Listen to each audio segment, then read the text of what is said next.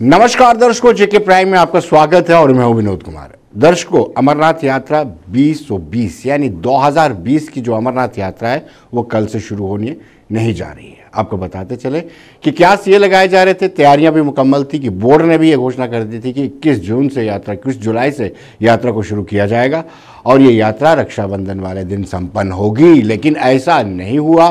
तैयारियां मुकम्मल थी, बोर्ड ने भी तैयारी की थी, प्रशासन ने भी तैयारी की थी, जिला गांधरबल में भी पूरी तैयारी थी, बालटाल बेस कैंप में भी पूरी तैयारी थी, बालटाल रोड पे भी पूरी तैयारी थी, हेलीपैड भी बना दिया गया था, लेकिन यात्रा कल से शुरू होने नहीं जा रही है क्योंकि कल बोर्ड ने अपनी मीटिंग बुलाई है। बोर्ड की मीटिंग के बाद ही यह फैसला लिया जाएगा कि यात्रा का आकार कितना होगा और आशंकाएं यहां तक जताई जा रही हैं कि हो सकता है यात्रा सांकेतिक हो, सिंबॉलिक हो और सिर्फ छड़ी को ही ले जाया जाए, लेकिन ये अभी कहना ज़्यादा जल्दी होगी क्योंकि कल जो मीटिंग होगी श्री अमरनाथ श्राइन बोर्ड की, उस मीटिंग में सारे ये फैसले लिए जाएंगे कि यात्रा कितनी होगी, सिंबॉलिक होगी या फिर सिर्फ छड़ी को ही भेजा जाएगा।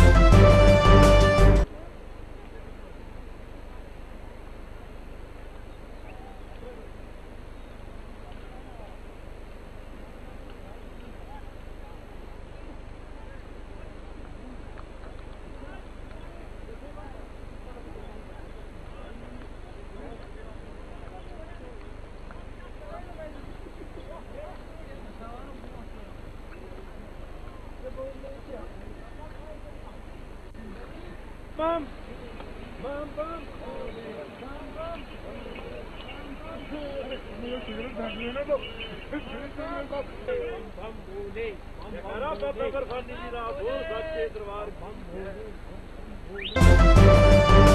हमने सभी हेल्म ऑफ द अफेयर पे जितने भी लोग हैं उनसे टेलीफोनिकली बातचीत की, ऑफ द रिकॉर्ड सभी ने बताया कि कल से यात्रा शुरू होने नहीं जा रही है। और उसके तर्क आपको बताते चलूं कि जब भी यात्रा शुरू होती है, यात्रा शुरू होने के लिए आपको पंजीकरण करवाना पड़ता है। इस वक्त कोविड-19 चल रहा है, कोविड-19 में आपको सैंपलिंग भी करवानी पड़ेगी। अगर सैंपलिंग करवानी है तो सैंपलिंग के टेस्ट में भी 1 दिन का वक्त चाहिए, यानी कल अगर सैंपलिंग भी होती है तो कौन नेगेटिव है कौन पॉजिटिव है कल ही नहीं पता हो पाएगा, आपको पता चलेगा तो दूसरे दिन। तो लिहाजा कल यात्रा शुरू होगी, इस पर पूरी तरह से आप निश्चिंत रहिए कि कल यात्रा शुरू नहीं हो सकती। नहीं बाहर ही बात होते बहुत दिन सर, थोड़ा सा साथ मैं बहुत दिन कौन डीसी डीसी नहीं डीसी पता नहीं इधर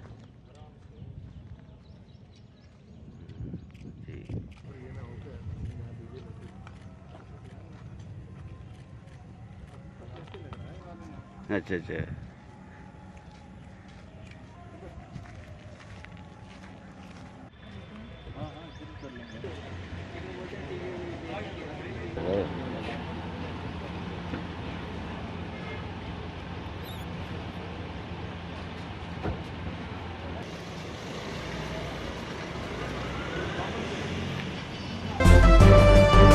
हालांकि डोगरा फ्रंट ने आज प्रोटेस्ट किया यात्रा को लेकर के। उनका कहना था कि संशय जो बना हुआ है बोर्ड को क्लियर करना चाहिए, सरकार को क्लियर करना चाहिए कि आखिर यात्रा कब शुरू होगी। संशय अभी भी बरकरार है।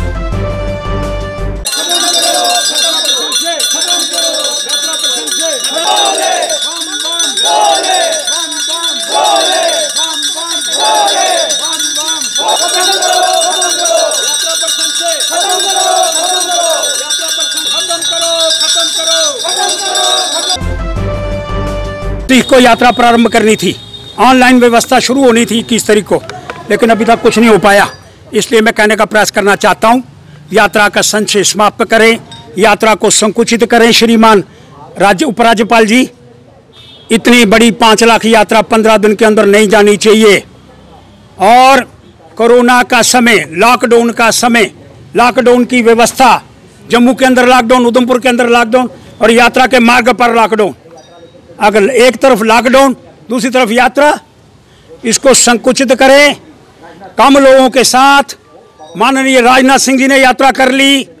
अब एक ही बात मैं कहना चाहता हूं, कोरोना ना फैले, कोरोना ज़्यादा संक्रमित ना हो, इस बात को ध्यान में रखते हुए उपराज्यपाल जी यात्रा को संकुचित करने का प्रयास करना होगा।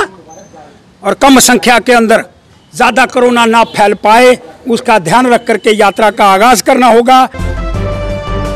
दर्शकों, अब हम बात करेंगे बड़े परियोजना की, और खासतौर पे ये परियोजना स्ट्रेटेजिकली भी इम्पॉर्टेंट है, जिन पर आज चीफ सेक्रेटरी ने एक इम्पॉर्टेंट मीटिंग बुलाई थी और इस मीटिंग में फैसला लिया गया। जेडमोर टनल, इसको मुकम्मल किया जाएगा, और जोजिला टनल स्ट्रेटेजिकली बड़ी इंपॉर्टेंट है। जब भी कभी पीओके की तरफ से, पाकिस्तान की तरफ से, जैसे कारगिल युद्ध हुआ था, तो अगर यह जोजिला टनल होती तो शायद इतना नुकसान भारत को ना उठाना पड़ता जितना उस वक्त उठाना पड़ा था। आपको बताते चले, 2 अहम टनल हैं, जो अगर दोनों टनल बन जाती हैं तो उससे 12 घंटे हम कारगिल से जुड़े रह सकते हैं। एक जेडमोर टनल है, जिसको सरकार ने कहा है कि ये 21 जून 2021 में मुकम्मल हो जाएगी, और इसकी प्रोजेक्ट कास्ट जो है वो है 2379 करोड़ रुपया।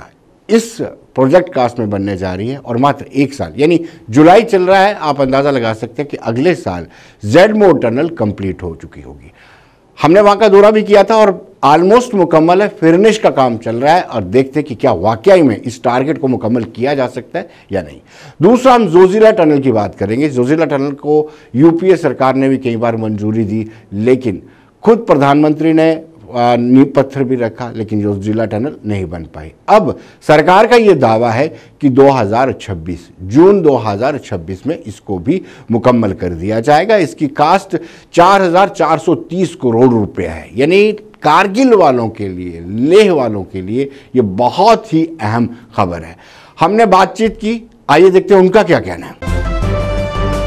देखिए, आपको मालूम है कि आज जो मीटिंग हुई है, जिसके बारे में अभी हमें खबरें मिल रही हैं कि national highway infrastructure development corporation limited ने सुब्रमण्यम साहब के साथ जो मुलाकात की, उस दौरान ये मीटिंग के दौरान ये बात सामने आई, और ये कहा गया है कि जेडमोर हम जो है वो अगले साल 2021 तक खोल देंगे और फंक्शनल बना देंगे, और ये एक्सपेक्टेड है 2026 तक बने जोजिला।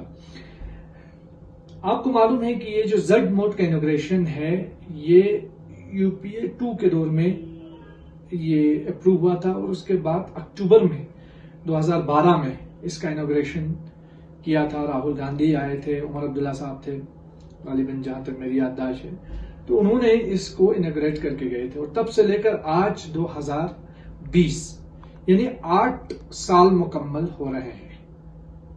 और दूसरी बात यह है कि ये इतना बड़ा टनल भी नहीं था, लेकिन इसके लिए अब 8 साल का टाइम लग गया। अब जो बताया जा रहा है कि जो 14 किलोमीटर का टनल है, उसके लिए हम 6 साल में मुकम्मल कर देंगे, यानी 2026 तक। अब हमें जानना पड़ेगा कि 2018 में प्राइम मिनिस्टर नरेंद्र मोदी ने लेह में इस टनल को इनॉग्रेट किया, इसका संग बुनियाद रखा, मिठाइयां बांटी गई, करगिल में भी लोगों ने मिठाइयां बांटी काफी, और ट्वीट काफी लोगों ने किया, काफी बयानात सामने आए कि अब 15 मिनट में लद्दाख पहुंच जाएंगे। लेकिन तब से लेकर आज तक उस जोजिला टनल पे काम तक शुरू नहीं हुआ है, और यह हुकूमत का फेलियर है, पहली चीज।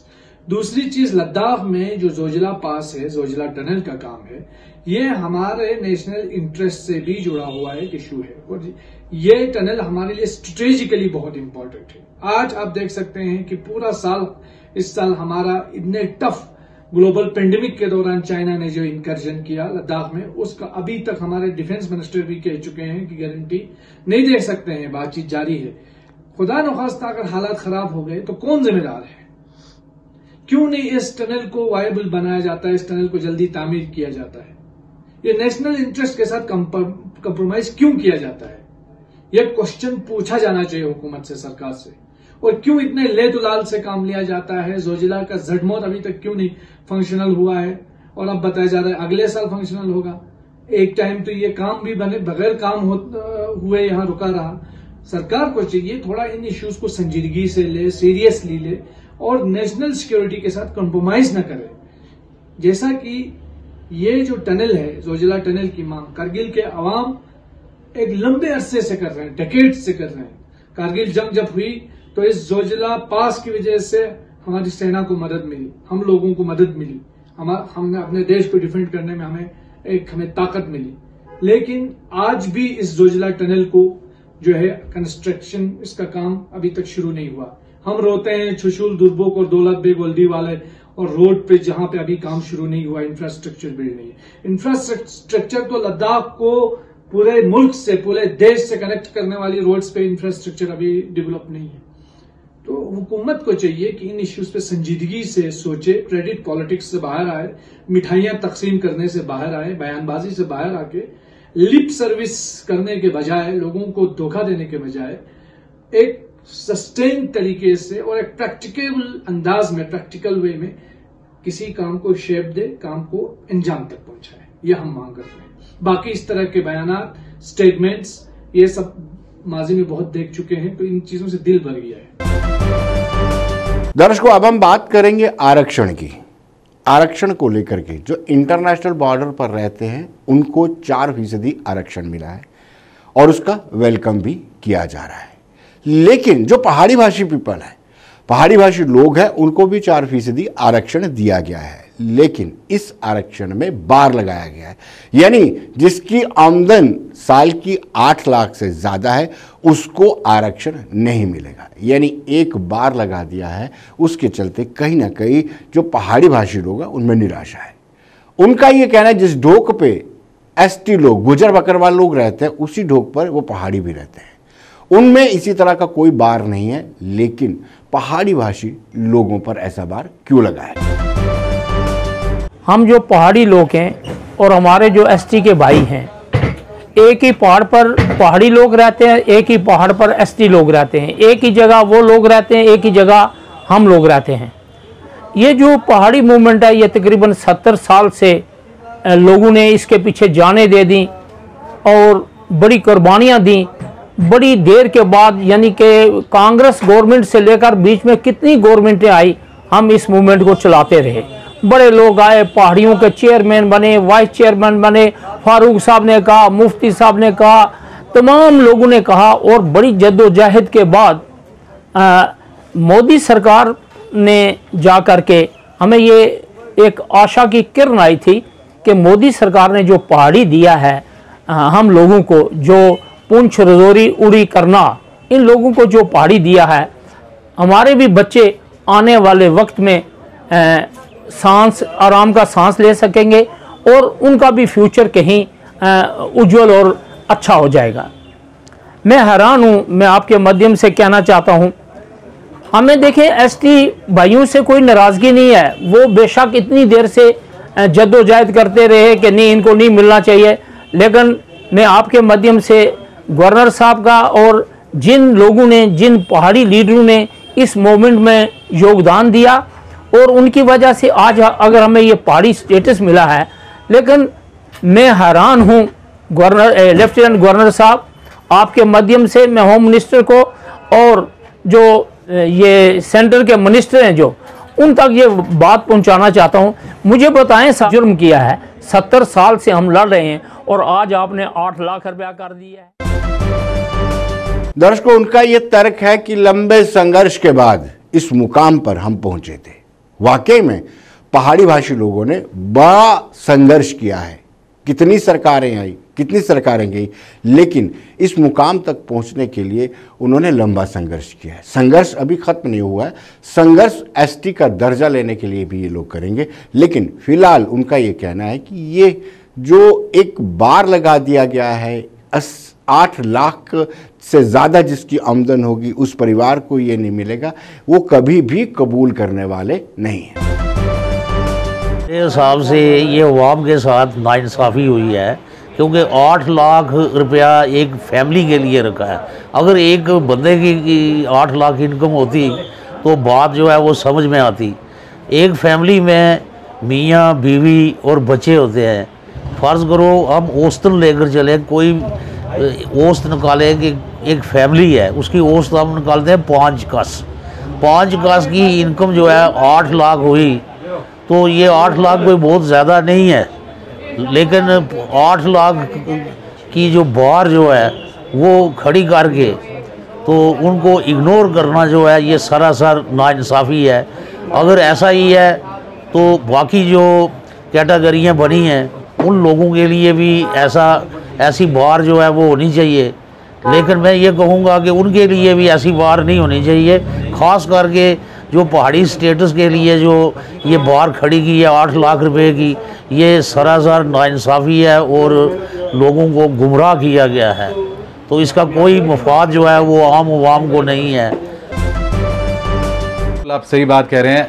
जब ये SRO आया था जिसमें पहाड़ीज़ को 4%, पहाड़ी स्पीकिंग पीपल को 4% की रिजर्वेशन एम्प्लॉयमेंट में दी गई, लेकिन बाद में जब इसकी नोटिफिकेशन होती है उसमें एक स्लैब ऐड कर दी गई 8 लाख रुपए की, कि जिनकी एनुअल इनकम, और एनुअल इनकम एक शख्स की नहीं, पूरे परिवार की, फैमिली की ग्रॉस एनुअल इनकम का 8 लाख का ये लगाना, ये एक डिस्क्रिमिनेटरी है। जबकि बाकी जो हमारी कैटेगरीज हैं उनमें इसका ऐसी कोई कैटेगरी की ऐसी कोई नहीं है। अगर क्रीमी लेयर का कॉन्सेप्ट था तो वो फिर सभी के अंदर आना चाहिए, यूनिफॉर्मिटी लानी चाहिए। अलबत्ता इससे लोगों में काफ़ी इससे प्रोटेस्ट है, रोष है इसके खिलाफ। हमारी आपके चैनल के माध्यम से यही है कि इसको रिकंसीडर किया जाए, और जो असल में जैसे जो था, और अगर देखा जाए तो 1999 से लेके एक ये जद्दोजहद पहाड़ी कम्युनिटी ने लड़ी है, वो ST स्टेटस के लिए थी। आज ST स्टेटस की जगह एक लॉलीपॉप दिया गया और वो भी बाद में छीन लिया गया है। इसीलिए हमारी आपके चैनल की वसादत से ये गुजारिश है कि ये 8 लाख की जो स्लैब है फैमिली इनकम की, इसको एट पार लाया जाए। अगर आपने पहाड़ीज़ में रखनी है तो ठीक है, फिर बाकियों में भी लाई जाए। अगर कानून कोई बन रहा है तो वो यूनिफॉर्मिटी से हो, वो सबके लिए हो, यही मैं कहना चाहता हूँ। अब हम आपको इसका दूसरा पहलू बताते हैं। IB पर, इंटरनेशनल बॉर्डर पर रहने वाले 0 से 6 किलोमीटर तक उनको भी 4% आरक्षण मिला है। लेकिन एक गांव कठुआ में ऐसा है जो 0 से 6 किलोमीटर के बीच में आता तो जरूर है, लेकिन उनको आरक्षण नहीं मिला है। आज उन्होंने जोरदार तरीके से प्रदर्शन किया। नहीं चलेगी, लापरवाही नहीं चलेगी, लापरवाही नहीं चलेगी, हेरा फेरी नहीं चलेगी, हेरा फेरी नहीं चलेगी, गुंडागर्दी नहीं चलेगी, गुंडागर्दी नहीं चलेगी, लापरवाही नहीं चलेगी, लापरवाही नहीं चलेगी। रेवेन्यू डिपार्टमेंट मुर्दाबाद, रेवेन्यू डिपार्टमेंट मुर्दाबाद, हेरा फेरी नहीं चलेगी, लापरवाही नहीं चलेगी, लापरवाही नहीं चलेगी, लापरवाही नहीं चलेगी। आप क्या चाहते हैं? हम क्या चाहते हैं? बॉर्डर विलेज अपना हक लेकर रहेंगे।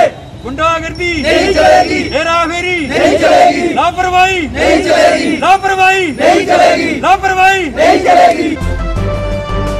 ये डेपुटेशन जो है DC साहब से मिला है आज, तो इसमें ये हुआ है कि यो आइडेंटिफाई किए हैं IB का बेनिफिट जो है 6 किलोमीटर। गवर्नमेंट ने एक नोटिफिकेशन जारी की थी कि 6 किलोमीटर के अंदर जितने भी गांव होंगे उनको IB ALC कैटेगरी में डाला जाएगा। मगर ये जो हमारा गांव मुकंदपुर है, ये बॉर्डर से hardly 3.5 kilometre, with in 4 kilometre में सिचुएटेड है। मगर इस गाँव से जो आगे गाँव हैं वो इंक्लूड किए गए हैं, मगर ये गाँव जो है ये लेफ्ट आउट हुआ है। कैसे हुआ है? रेवेन्यू की गलती है, जहाँ उनकी लापरवाही है, जहाँ डेलिबरेटली कोई पिक एंड चूज़ मेथड किया है किसी वजह से, मे भी पॉलिटिकली मोटिवेटेड हो सकता है, what ever it may be, मगर ये इन्होंने एक नेग्लिजेंस किया है कि जो नोटिफिकेशन की वायलेशन है। हमारा ये राइट है, ये 3.5 किलोमीटर से हमारा गांव है, तो इन लोगों का यही है कि हमें जो IB का बेनिफिट है वो दिया जाए। और हम DC साहब से मिले हैं, उन्होंने आश्वासन दिया है कि SDM को लिखा है कि आइडेंटिफाई करके बताएं। अब हम वेट करेंगे, नहीं तो हम उग्र प्रदर्शन के लिए भी आगे लोगों को उत्साहित करेंगे। तो दर्शकों, हमने अरनिया बॉर्डर में जाकर के अरनिया बॉर्डर के लोगों से बातचीत की। दरअसल अरनिया बॉर्डर के लोग भी इंटरनेशनल बॉर्डर के अधीन आते हैं और वहाँ पर बॉर्डर संघर्ष समिति का गठन किया गया था। इस संघर्ष समिति ने वक्तन वक्तन बड़े बड़े नेताओं से बातचीत भी की थी। उन्होंने राजनाथ सिंह जब गृह मंत्री होते थे तब भी बातचीत की, और बड़े जितने भी बड़े नेता हैं उनसे उन्होंने विस्तार से बातचीत की। अपने सांसद जो भारतीय जनता पार्टी के जम्मू पूंछ कॉन्स्टिट्यूंसी से जीत के आए हैं जुगल किशोर शर्मा, उनसे भी बातचीत की, और गवर्नर से, राज्यपाल से भी बातचीत की, उपराज्यपाल से भी बातचीत की। जो फॉर्मर गवर्नर थे उनकी बात कर रहा हूँ मैं, उपराज्यपाल GC मुर्मू से भी बातचीत की। और आज वो खुश हैं कि 0 से लेकर के 6 किलोमीटर तक के लोगों को आरक्षण मिल रहा है, क्योंकि ये कम्पीट नहीं कर पाते थे।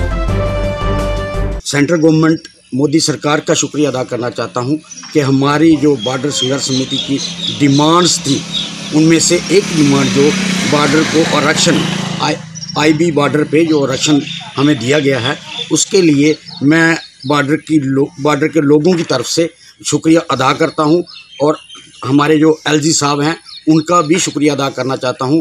हमारे बॉर्डर के लोग बहुत खुश हैं, गवर्नमेंट से खुश हैं, इस फैसले से खुश हैं जो 2014 से हमारी डिमांड थी। जब हमारे होम मिनिस्टर थे माननीय श्री राजनाथ सिंह जी आरएसपुरा में आए थे, उनको भी हमने मेमोरेंडम सौंपा था, तब से ये प्रोसेस हमारी चल रही थी। आज हमारे बॉर्डर के लोग सभी खुशी मना रहे हैं कि गवर्नमेंट ने जो उनको ये रिजर्वेशन का फैसला लिया, जो बेनिफिट दिया, सारे लोग बहुत खुश हैं। मैं आपके माध्यम से बॉर्डर के लोग पहले ही बॉर्डर संघर्ष समिति के साथ हैं, लेकिन आप युवा लोगों से मैं ये रिक्वेस्ट करता हूं कि जो भी हमारी बॉर्डर संघर्ष समिति का मेंबर बनना चाहता है वो अर्निया में आके हमसे संपर्क करे, ताकि आगे की जो भी समस्या होंगी उनको भी आगे ले जाएं। उन्होंने केंद्र सरकार का आभार व्यक्त किया है। उन्होंने कहा कि केंद्र सरकार के चलते ही उनको यह राहत मिल पाई है, केंद्र सरकार की नीतियां। दर्शकों, ये अक्सर एग्जाम्पल दिया करते थे, उदाहरण दिया करते थे कि एलओसी के साथ लोग जो रहते हैं उनके बच्चों को नौकरियों में आरक्षण मिलती है, और सीजफायर वायलेशन में वही गोली वहाँ भी इस्तेमाल होती है। गोली का आकार, मोर्टार का आकार जो इंटरनेशनल बॉर्डर पे होता है वो भी उतना ही होता है, लेकिन एलओसी पर रहने वालों को आरक्षण दिया जाता था, लेकिन जो इंटरनेशनल बॉर्डर पर रहते थे उनको आरक्षण नहीं दिया जाता। ये तर्क दिया करते थे। आज वो खुश हैं। ਅੱਜ मैं गवर्नमेंट ਨੂੰ ਧੰਨਵਾਦ ਕਹਿਣਾ ਚਾਹੂੰਗੀ। ਸ਼੍ਰੀ ਮੁਰਮੂ ਸਾਹਿਬ ਜੋ ਸਾਡੇ ਲੈਫਟੀਨੈਂਟ ਗਵਰਨਰ ਸਾਹਿਬ ਨੇ, ਉਹਨਾਂ ਨੂੰ ਧੰਨਵਾਦ ਕਹਿਣਾ ਚਾਹੂੰਗੀ। ਸਤਿਆਪਾਲ ਮਲਿਕ ਜੋ ਸਾਡੇ ਪ੍ਰੀਵੀਅਸ ਰਹਿ ਚੁੱਕੇ ਆ ਗਵਰਨਰ ਸਾਹਿਬ, ਉਹਨਾਂ ਦੇ ਟਾਈਮ ਵੀ ਅਸੀਂ ਬੜੀ ਕੋਸ਼ਿਸ਼ ਕੀਤੀ ਸੀ ਕਿ ਇਹ ਰਿਜ਼ਰਵੇਸ਼ਨ ਜਿਹੜੀ ਆ ਸਾਡੀ 10 ਕਿਲੋਮੀਟਰ ਤੋਂ ਘਟਾ ਕੇ ਐਟਲੀਸਟ 5 ਜਾਂ 6 ਕਿਲੋਮੀਟਰ ਤੱਕ ਕੀਤੀ ਜਾਵੇ, ਔਰ ਸਪੈਸ਼ਲੀ ਆਈਬੀ ਨੂੰ ਇਹਦੇ ਵਿੱਚ ਲਿਆ ਜਾਵੇ, ਕਿਉਂਕਿ ਆਈਬੀ ਨੂੰ ਬਹੁਤ ਨੁਕਸਾਨ ਹੁੰਦਾ। ਐਲਓਸੀ ਨੂੰ ਤਾਂ ਹੁੰਦਾ ਹੀ ਹੁੰਦਾ, ਆਈਬੀ ਨੂੰ ਐਲਓਸੀ ਨਾਲੋਂ ਵੀ ਜ਼ਿਆਦਾ ਨੁਕਸਾਨ ਹੁੰਦਾ ਸੀ, पर साड़ी किसी ने सुनवाई नहीं सी कीती। पर अज की डेट विच जेड़ा ये सानू कल गुड न्यूज़ मिली आ कि साड़ी रिजर्वेशन जेड़ी आ वो एक्सैप्ट हो गई आ। अज की डेट विच साडे बच्चे जेड़े आ इन्हां नूं 4% जेड़ी रिजर्वेशन स्पैशल मिल रही आ, उहदे विच साडे जिन्ना भी फ्यूचर आ, साडे जिन्ने भी बच्चे नहीं सी ये मतलब टारगेट पास कर सकते, लाइक सिटी दे नाल कंपीट नहीं सी कर सकते। साडे विलेज के बच्चे, साडे बॉर्डर के बच्चे सिटी नाल कंपीट नहीं सी कर सकते। पर अज वही 4% का सानू ये फायदा होगा, हुक बाय क्रुक सानू 4% जॉब दे विच हिस्सा मिलूगा, हर चीज़ दे विच हिस्सा मिलूगा। इहदा मैं बहुत स्वागत करती हाँ और धन्नवाद करती हाँ अपनी गवर्नमेंट का, अपने मुर्मू साहब जो साडे लेफ्टिनेंट गवर्नर ने। दर्शकों, आपको बताते चले कि सरकार ने 0 से 10 किलोमीटर तक का प्रस्ताव बनाया था, लेकिन इसका विरोध किया गया। अंतर्राष्ट्रीय बॉर्डर पर रहने वाले जो लोग हैं उनका कहना था कि इतनी दूर तक पाकिस्तानी गोलाबारी का कोई असर नहीं पड़ता है, लिहाजा उसकी सीमाओं को कम किया जाए। और सरकार ने भी बीच का रास्ता इख्तियार करते हुए 0 से 6 किलोमीटर तक ही लोगों को आरक्षण देने का फैसला लिया है। अपने बॉर्डर के लोगों की तरफ से और अपनी समिति की तरफ से केंद्र सरकार का बहुत धन्यवाद करना चाहते हैं कि जिन्होंने बॉर्डर के लोगों के लिए, बॉर्डर के बच्चों के लिए जो रिजर्वेशन का जो एक कोटा था 4% का, उसको मंजूरी दी है। और साथ ही साथ ये भी कहना चाहूँगा कि केंद्र सरकार ने ये बहुत ही अच्छा फैसला लिया है, लेकिन इसके साथ साथ जो हमारे लोकल एडमिनिस्ट्रेटर लेवल पे हैं वहाँ पे ये नोटिफिकेशन जल्द से जल्द जारी हो जाए, ताकि जो न्यू रिक्रूटमेंट यहाँ जम्मू कश्मीर में होने वाली है उसमें हमारे बॉर्डर के लोगों को फ़ायदा मिले। इसके साथ मैं ये भी चीज़ ज़रूर जोड़ना चाहूँगा कि जो सरकार ने फैसला लिया है कि ये 6 किलोमीटर का जो दायरा है वहाँ के लोगों को फ़ायदा मिले, लेकिन यहाँ भी कुछ कन्फ्यूजन हो जाता है कि जो सही मायनों में लोग जो डिजर्व करते हैं, जो सही मायनों के जो 6 किलोमीटर जो बॉर्डर के लोग के डिस्टेंस पे हैं, उन्हीं लोगों को ये फ़ायदा मिलना चाहिए। तब ही हमारे बॉर्डर के लोगों का, हमारे बॉर्डर के जो भविष्य है बच्चों का, वो उज्जवल होगा।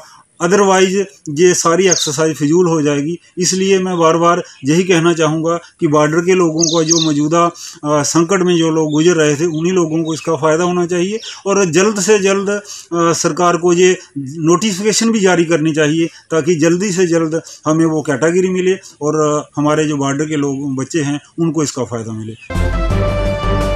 दर्शकों, कटरा की बारीदार बरादरी लंबे समय से संघर्ष कर रहे हैं। जब बोर्ड का गठन हुआ था, श्री माता वैष्णो देवी श्राइन बोर्ड का, तो इनको जैसे घी से बाहर निकाल दिया जाता है, वैसे इनको साइडलाइन कर दिया गया था। ये अपने हकूक के लिए लंबे समय से संघर्ष कर रहे हैं। लेकिन अब सरकार ने यह फैसला किया है कि बोर्ड को रिकॉन्स्टिट्यूट किया जाएगा, पुनर्गठन किया जाएगा।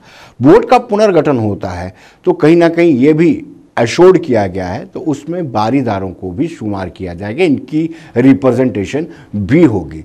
तो इसको लेकर के बारीदार बरादरी में थोड़ी राहत ज़रूर मिली है, लेकिन उनका ये कहना है कहीं ना कहीं जो इम्पोर्टेंस वीवीआईपी को दर्शनों में मिलती है, वही बारीदार बरादरी के सदस्यों को भी मिलनी चाहिए।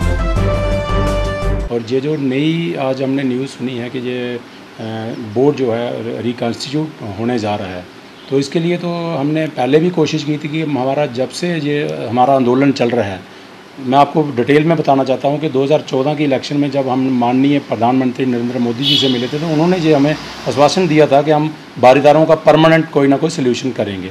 उसके बाद हम माननीय जितेंद्र सिंह जी से मिले, उन्होंने कहा कि हम बोर्ड को रिकॉन्स्टिट्यूट करने जा रहे हैं। लेकिन एक जब बोर्ड रिकॉन्स्टिट्यूट हुआ, उसमें लोकल मेंबर कहीं ना कहीं जहाँ पे नहीं रखे गए, उसके लिए हमने फिर विरोध किया। और आज जब ये बात चल रही है कि श्राइन बोर्ड को रिकॉन्स्टिट्यूट किया जा रहा है और उसमें बारीदारों का भी कोई मेंबर लिया जाएगा, इसके लिए हम माननीय मोदी जी का, जितेंद्र सिंह जी का और सरकार का शुक्रिया अदा करना चाहते हैं। लेकिन बारीदारों की जो मुख्य मांग वो ये है कि हम चाहते हैं कि हमें जैसे अदर स्टेट में, जैसे हिमाचल में तिरुपति बालाजी में, वहाँ पे बारीदार पुजारियों को जहाँ पे राइट दिए जाते हैं, वो जहाँ पे कटरा वैष्णो देवी में जो पूर्व पुजारी बारीदार हैं, उनको भी जहाँ पे बराबर अधिकार दिए जाएँ, ये हमारी मुख्य मांग है। बारीदार बिरादरी के सदस्यों का यह मानना है कि प्रधानमंत्री नरेंद्र मोदी की अगुवाई वाली सरकार पे हमें भरोसा था, यानी उनको भरोसा था, और शायद इसी भरोसे उन्होंने कहा कि हमने एक मर्तबा प्रधानमंत्री से मुलाकात भी की थी और प्रधानमंत्री ने हमें पूरा आश्वासन दिया था कि आपके पूरे राइट्स दिए जाएंगे, और उन्होंने आभार व्यक्त किया है। जैसे माननीय मोदी जी ने 2014 में उधमपुर रैली में कहा था कि बारदानों का परमानेंट सलूशन निकालेंगे, तो माननीय मोदी जी जो कहते हैं वो करते हैं, तो हमें पूरा उन पर विश्वास था। और अब माननीय मोदी जी और डॉक्टर जितेंद्र सिंह जी, भाजपा सरकार जो है, ये बिल्कुल इनका वो कर रही है, परमानेंट सलूशन का बात चल रही है, और जैसे डॉक्टर साहब ने कहा है, और हम इनसे उम्मीद रखते हैं। और मैं पिछले दिनों पहले मेरी ये प्रेस कॉन्फ्रेंस हुई थी कि बिल्कुल मतलब कि भाजपा पर हमें विश्वास है और ये करेंगे, मोदी साहब करेंगे, जो कहते हैं वो करते हैं, क्योंकि उन्होंने बड़े पुराने जो मसले हैं, 400 साल पुराने जो मसले उन्होंने वो भी हल किए हैं। तो अब ये बारीदार होने के नाते मैं ये डिमांड रखना चाहता हूँ कि बारीदारों के कम से कम पहले, जैसे श्राइन बोर्ड को ऊपर दर्शनों की प्रायोरिटी होती है, वीवीआईपी, वो बारीदार, क्योंकि हम माता के पुजारी हैं, माता वैष्णो देवी हमारी कुल देवी है, और ये हमारे मतलब कि कई सालों से हमारे बुजुर्ग वहाँ पे तपस्या और पूजा ये कर रहे थे। तो आपको मैं बताऊं कि घर से घी लेके वहाँ जोत जलाई जाती थी, और मैं यही गवर्नर साहब से, श्राइन बोर्ड से ये प्रार्थना करूँगा, और कम से कम हमारा ये जो हर एक फैमिली को कोई नौकरी मिलनी चाहिए, जिस हिसाब की क्वालिफिकेशन हो। जैसे यूनिवर्सिटी में हमें कोटा होना चाहिए बारीदार बच्चों का, और हॉस्पिटल में जैसे श्राइन बोर्ड का फ्री ऑफ कास्ट इलाज होता है, वैसे ही हमारा बारीदारों का, क्योंकि बारीदार 98% गरीब फैमिली हैं।